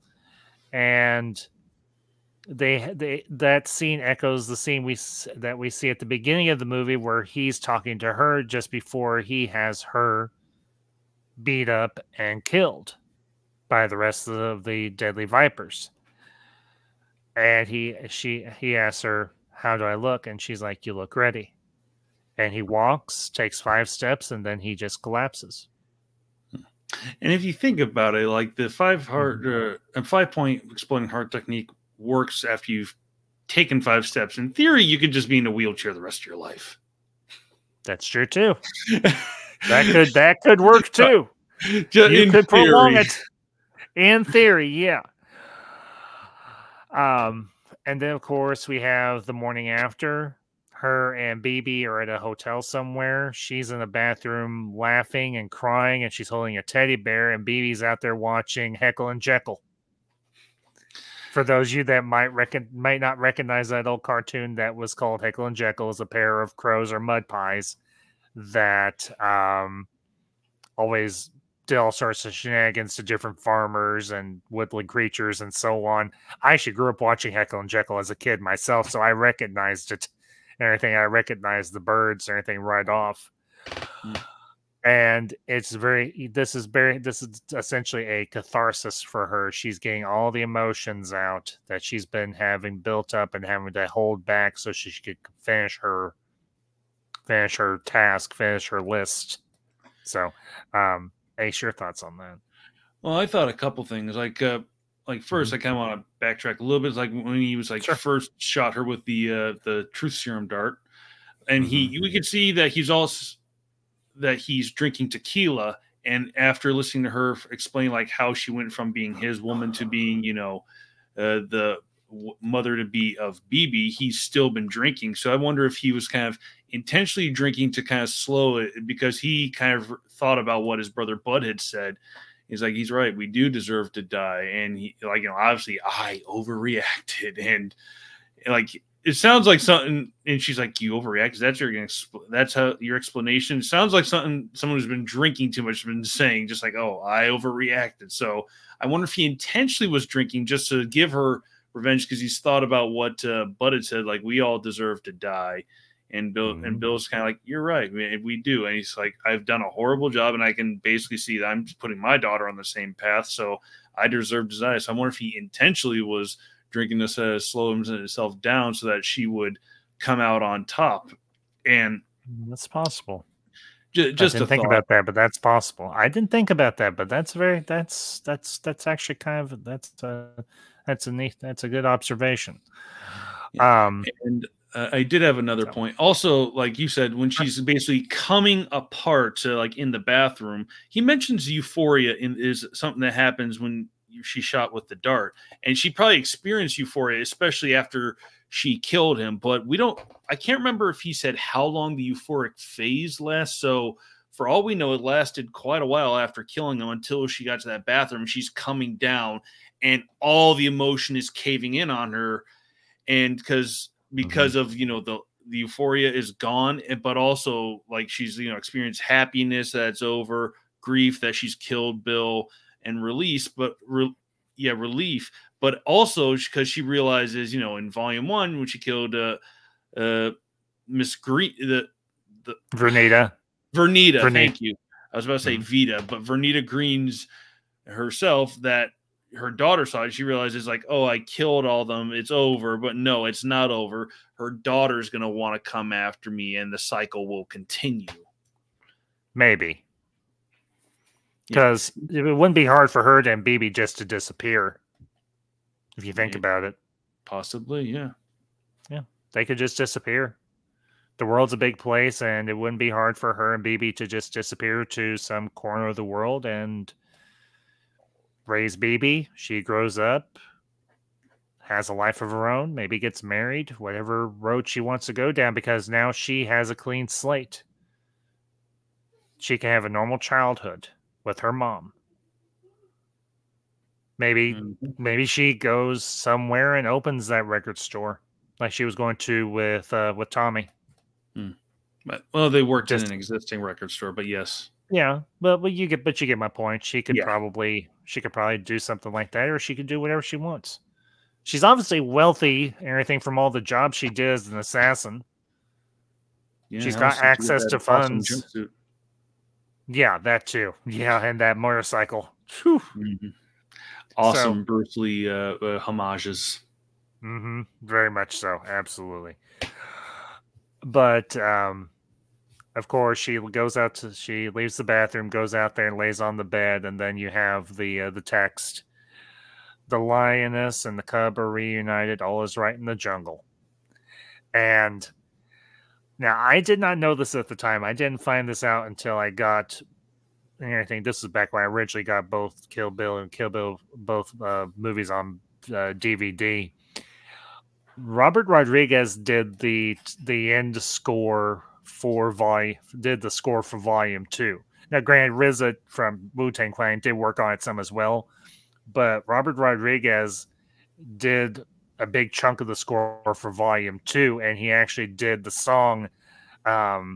His band Shingon did the song for the closing credits, and yeah, well, obviously this isn't the first time that Rodriguez and Tarantino have worked together. Obviously, they had worked on, I think, if I remember correctly, From Dusk Till Dawn came out before Kill Bill. I'm pretty sure.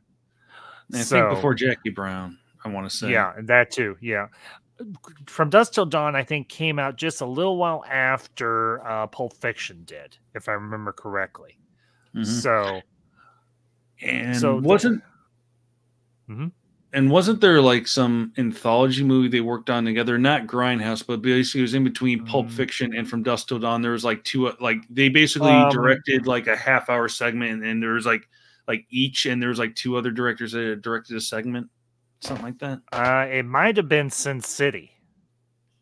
Not Sin City. That was in the 2000s, so that would have been after, before, I think after Kill Bill. I might be thinking of something else. It might have been, no, I think Once Upon a Time in Mexico had already come out. It might, either way, regardless. Yeah. But yeah, Robert Rodriguez, they actually, his band Shingon, or Chingon as he pronounced it, performed at the premiere for the after party premiere of Volume 2.